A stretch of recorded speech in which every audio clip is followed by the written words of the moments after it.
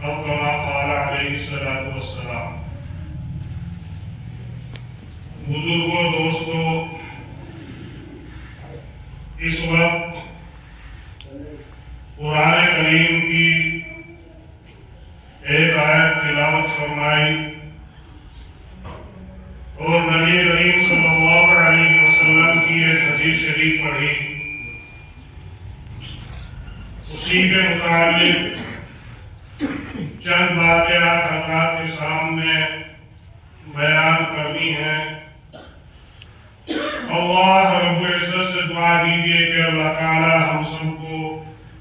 قرآن کریم کی باتیں سن کر، نبی کریم صلی اللہ علیہ وسلم کی باتیں سن کر ان کے اوپر عمل کرنے کی توفیق عطا فرمائے۔ میرے محترم دوستوں اور بزرگوں، یا ہمارا بیٹھنا اکٹھا ہونا یہ قرآن کی نسبت کے اوپر ہوا، کیونکہ جو سنگ بنیاد رکھی جا رہی ہے مدرسے کی،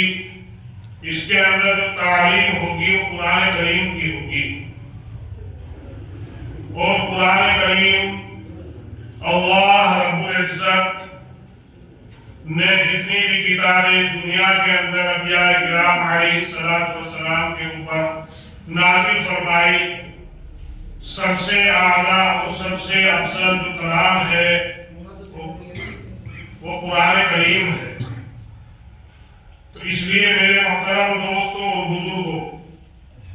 ہمیں چاہیے کہ جتنا بھی ہم سے ہو سکے ہم قرآن کی تعلیم کے اوپر خرچ کرنے کی کوشش کریں، اور قرآن کی تعلیم کے اوپر اور قرآن کے ساتھ تعلق رکھنے والوں کے ساتھ ہمارا تعلق زیادہ سے زیادہ ہونا چاہیے۔ جتنی نسبت، جتنا تعلق قرآن کریم سے ہمارا ہوگا، اتنا ہی ہمارا ایمان بھی قوی ہوگا، اور اللہ رب العزت کی حفاظت میں بھی ہم اسی طریقے سے کہ جس طریقے سے نبی کریم صلی اللہ علیہ وسلم نے قرآن کریم کے اندر فرمایا اِنَّا نَحْنُ نَزَّلْنَا الذِّكْرَ وَإِنَّا لَهُ لَحَافِظُونَ، کہ ہم نے ہی اس قرآن کو اتارا اور ہم اس کی حفاظت کرنے والے ہیں۔ تو جب ہمارا تعلق قرآن کریم سے ہوگا، قرآن کریم کی پڑھنے والوں سے ہوگا، جو قرآن کریم کی نسبت پر مدرسے قائم کر رہے ہیں ان سے ہوگا، تو جب اللہ قرآن کی حفاظت فرما رہے ہیں تو ہماری حفاظت بھی اس کے ساتھ ہوگی۔ میرے محترم دوستوں اور بزرگوں، یہ ایک مثال کے ذریعے آپ سمجھیے کہ اگر ہمارے پاس کوئی قیمتی چیز ہے اور ہم اس کی حفاظت کرنا چاہتے ہیں، تو اصل تو حفاظت ہم اس قیمتی چیز کی کر رہے ہیں، لیکن جس چیز کے ساتھ اس قیمتی چیز کا تعلق جڑتا چلا جائے گا تو اس کے ساتھ ساتھ اس کی حفاظت بھی ہم اپنے ذمہ سے پوری سمجھتے ہیں۔ جیسا کہ ہمارے پاس سونا ہے، چاندی ہے یا روپیہ ہے، جس الماری کے اندر یا جس بکس کے اندر یا جس اٹیچی کے اندر ہم اس قیمتی چیز کو رکھیں گے تو اب ہم اس کی حفاظت بھی اپنے ذمہ سے پوری سمجھیں گے۔ اس مکان کے اوپر بھی تالا لگا کر ہم رکھنے کی کوشش کریں گے کہ جس کے اندر ہماری قیمتی چیز رکھی ہوئی ہے۔ اس بکس کے اندر بھی، اس اٹیچی کے اندر بھی ہم تالا لگا کر اس کی حفاظت کرنے کی کوشش کریں گے تاکہ یہ چیز ہماری ضائع نہ ہو جائے۔ تو اسی طریقے سے میرے محترم دوستوں اور بزرگوں، آپ سمجھیے کہ جب اللہ رب العزت نے اس قرآن کریم کی حفاظت کی ذمہ داری لے رکھی ہے کہ ہم نے اس قرآن کو اتارا، ہم اس کی حفاظت کریں گے، تو جن سینوں کے اندر یہ قرآن کریم ہوگا، جن بچوں کے سینوں کے اندر یہ قرآن کریم محفوظ ہوگا، تو اللہ رب العزت اس کی بھی حفاظت ضرور فرمائیں گے، اس کی حفاظت حفاظت بھی اللہ کے ذمہ ہو جائے گی۔ اور مزید یہ کہ جو والدین اپنے بچے کو قرآن کی تعلیم دلائیں گے اور قرآن پڑھائیں گے اور وہ حافظ بن جائے گا تو کل قیامت کے میدان کے اندر اللہ رب العزت اس کے والدین کو ایک ایسا تاج پہنائیں گے کہ جس کی روشنی سورج سے بھی زیادہ ہوگی، اور سورج بھی وہ کہ اب کتنی دور سے ہم کو روشنی دے رہا ہے، لیکن ابھی اگر یہ سورج ہمارے مکانوں کے اندر آ جائے، گھروں کے اندر آ جائے تو اس وقت کتنی روشنی ہوگی۔ تو یہ فضیلت اور یہ مقام اللہ نے ماں باپ کو کیوں دیا کہ قرآن کی تعلیم کے لیے اس نے اپنے بچے کے وقت کو لگایا، اپنی گاڑی کمائی میں سے خرچ کر کے اس کے اوپر خرچ کیا، تو اللہ رب العزت اس کے والدین کو اتنا بڑا تاج پہنائیں گے کہ جس کی روشنی سورج سے بھی زیادہ ہوگی، اور جس کے سینے کے اندر قرآن ہوگا اس کو تو کہہ دیا جائے گا کہ پڑھتا جا اور چڑھتا جا، جہاں تیرا آخری قرآن کا حرف ہوگا وہی جنت کے اندر تیرا ٹھکانہ ہوگا۔ بلکہ ایک حدیث کے اندر یہ آیا کہ جب وہ بچہ پڑھتا رہے گا ایک حرف تو والدین کا بھی ایک درجہ اسی اعتبار سے بڑھتا رہے گا۔ اور جو حضرات قرآن کریم کے پڑھنے پڑھانے میں مدد کرتے ہیں، پڑھنے پڑھانے میں تعاون فرماتے ہیں، وہ بھی ثواب سے خالی نہیں رہیں گے۔ مدرسوں کے اندر، تعمیر کے اندر، مدرسین کی تنخواہ کے اندر جو رقم دی جا رہی ہے، جو مسلمان اس میں حصہ لیتے ہیں، تو وہ بھی اس قرآن کی حفاظت کرانے کے اندر اور اس قرآن کی تعلیم کو آگے بڑھانے کے اندر شامل ہے، وہ بھی ثواب سے محروم رہنے والے نہیں ہیں۔ تو میرے محترم دوستوں اور بزرگوں، آج ہمارا تعلق، ہماری نسبت قرآن کریم سے اور نبی کریم صلی اللہ علیہ وسلم کی باتوں سے بہت ہی کمزور ہو گئی ہے۔ اس لیے آج دنیا کے اندر تعداد تو ہماری زیادہ نظر آتی ہے لیکن ہماری کوئی حیثیت نہیں ہے۔ اس کی وجہ یہی ہے کہ جب ہمارا تعلق قرآن کریم سے اور دین کی باتیں بتلانے والوں سے کمزور پڑ گیا تو کمزوری ہمارے اندر آ گئی۔ خود اللہ رب العزت نے قرآن کریم کے اندر ارشاد فرمایا وَمَنْ أَعْرَضَ عَنْ ذِكْرِي فَإِنَّ لَهُ مَعِيشَةً ضَنْكًا، کہ جو قوم میرے ذکر سے، میرے قرآن سے اعراض کرے گی، دور ہوگی، تو میں ان کی زندگیوں کو تنگ بنا دوں گا۔ یہ قرآن کا صاف اعلان ہے۔ آج ہم غور کر لیں،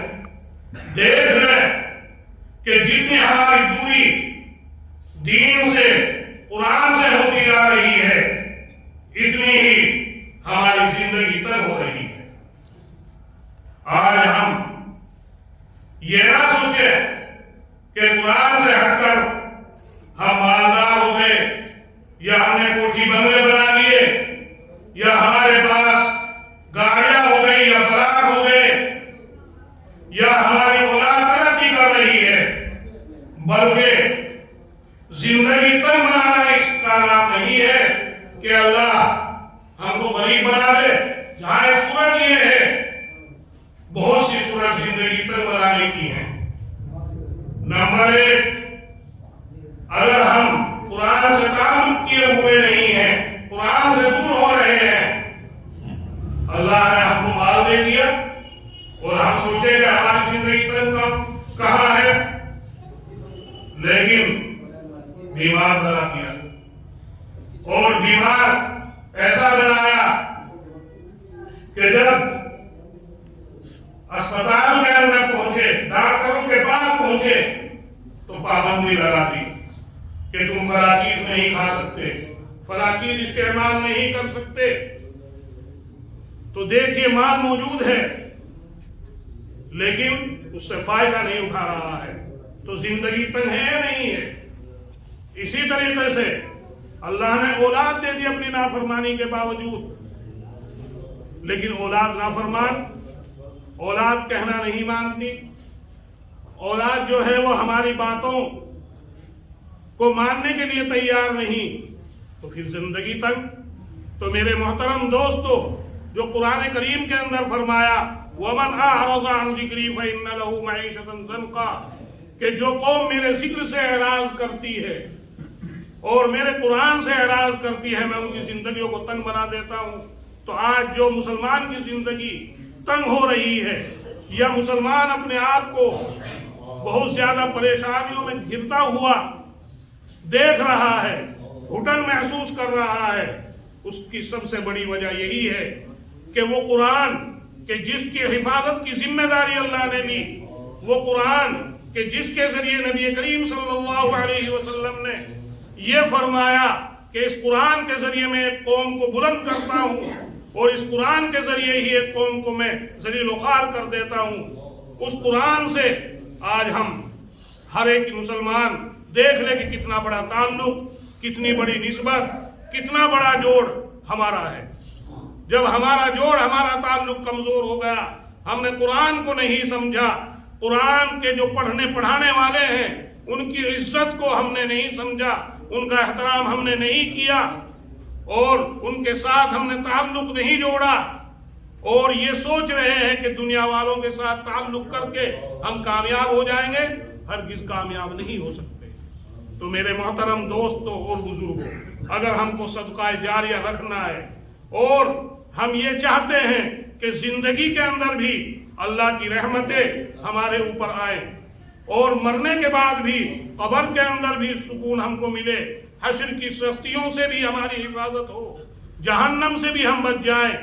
جنت کے اندر ہمارا داخلہ ہو جائے، تو پھر قرآن کے پڑھنے پڑھانے والوں سے تعلق کرنا، ان کی مدد کرنا، ان کا تعاون فرمانا، یہ ہمارے ذمہ ضروری ہے۔ اگر ہم اس کام کو اپنائیں گے تو انشاءاللہ اللہ رب العزت کی رحمتیں بھی ہمارے اوپر آئیں گی، اور دنیا کے اندر بھی ہم ذلت و رسوائی سے عزت پا سکیں گے۔ اور اگر ہمارا حال یہی رہا کہ اگر دین کی باتیں بتلانے کے لیے علماء کرام اپنا وقت نکال کر دور و دراز سے آتے ہیں اور اپنی قیمتی باتیں تم کو بتلانے کے لیے قرآن اور حدیث کی شکل میں وہ بٹھانے کی کوشش کرتے ہیں، یا تم کو ان سے ملاقات کرانے کی کوشش کرتے ہیں، اور وہاں پر بھی ہم نہ آئیں، تو ہم سے زیادہ محروم کوئی نہیں ہو سکتا۔ تو آج یہ وقت جو ہے یہ ایک بہت خیر کے عمل کا وقت ہے کہ قرآن کی نسبت پر ایک مدرسے کی بنیاد رکھی جا رہی ہے، اور مدرسے کی بنیاد میں اگر ہم اپنی گاڑھی کمائی میں سے کچھ تعاون فرمائیں گے تو انشاءاللہ دنیا کے اندر بھی اس کے اثرات ہم دیکھیں گے، اور آخرت کے اندر بھی اللہ رب العزت اس کی برکت سے ہم کو کامیاب فرما دیں گے۔ خود نبی کریم صلی اللہ علیہ وسلم نے حدیث کے اندر یہ فرمایا کہ اگر ایک قرآن کا حافظ قرآن کو یاد کرنے کے بعد اس کے حلال کو حلال سمجھ کر، اس کے حرام کو حرام سمجھ کر اپنی زندگی کو گزار کر اس دنیا سے جاتا ہے، تو کل قیامت کے میدان کے اندر اس کے خاندان والوں میں سے 10 ان انسانوں کی، 10 ان آدمیوں کی اس کی سفارش سے بخشش ہوگی کہ جن کے لیے جہنم میں جانا ضروری ہو چکا ہوگا۔ یہ تو ایک کتنا بڑا مقام اللہ رب العزت نے ایک حافظ قرآن کو دیا، اور جو حافظ قرآن کی مدد کرنے والے ہیں، تعاون کرنے والے ہیں، اس کی وجہ سے ان کو بھی کتنا بڑا انعام ملا کہ جہنم میں جانے کا فیصلہ ہو چکا، لیکن جنت میں اس کی وجہ سے وہ داخل ہو رہے ہیں۔ تو میرے محترم دوستوں اور بزرگوں، آج ہمیں چاہیے کہ جو ہمارے علماء کرام یا جو بھی بزرگان دین یہاں ہم نے بلائے ہیں، ان کی ہم زیارت کریں، ان سے ہم اپنا تعلق قائم کریں۔ یہ نبی کے وارث ہیں۔ خود نبی کریم صلی اللہ علیہ وسلم نے فرمایا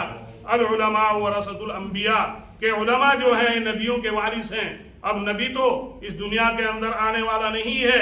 لیکن نبیوں کی باتوں کو پہنچانے والا، نبیوں کی باتوں کے اوپر عمل کرانے والا علماء کا طبقہ آپ کے درمیان موجود ہے. اگر ان کی باتیں سن کر اب بھی ہم نہ سنبھلے اور اپنے آپ کو نہ سنوارا اور اپنی اولادوں کو ہم نے سنوارنے کی کوشش نہ کی اور اپنی اولادوں کو دین کی تعلیم دلانے کی ہم نے کوشش نہ کی تو ہماری دنیا بھی برباد اور آخرت بھی برباد. ہمارا دین جو ہے دنیاوی تعلیم کو حاصل کرنے کے لیے منع نہیں فرماتا، لیکن ضروری یہ ہے کہ آپ دنیاوی تعلیم دلانے سے پہلے دین کی تعلیم اپنے بچے کو دلائیں. اگر وہ شروع میں دین کی تعلیم حاصل کر لے گا، چاہے وہ بڑے سے بڑے عہدے کے اوپر پہنچ جائے، اب اسلام اس کی صورت سے بھی نظر آئے گا اور اسلام کے عقائد بھی اس کے ذہن و دماغ کے اندر محفوظ ہوں گے. اگر اس کو کوئی بہکانا چاہے گا تو نہیں بہکا سکتا ہے. لیکن اگر آپ نے اپنے بچوں کو مدرسوں کے اندر یا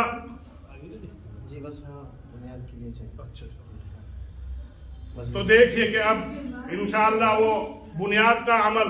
آنے والا ہے، وہاں پر جو دعا ہوگی اس میں انشاءاللہ آپ سب حضرات دعا فرمائیں اور جیسا بھی تعاون آپ کر سکے اس میں تعاون فرمائیں. یہ صدقہ جاریہ ہے. تو اللہ رب العزت سے دعا ہے کہ اللہ تعالی ہم سبھی کو کہنے سننے سے زیادہ عمل کرنے کی توفیق عطا فرمائے. وآخر دعوانا الحمدللہ رب العالمین.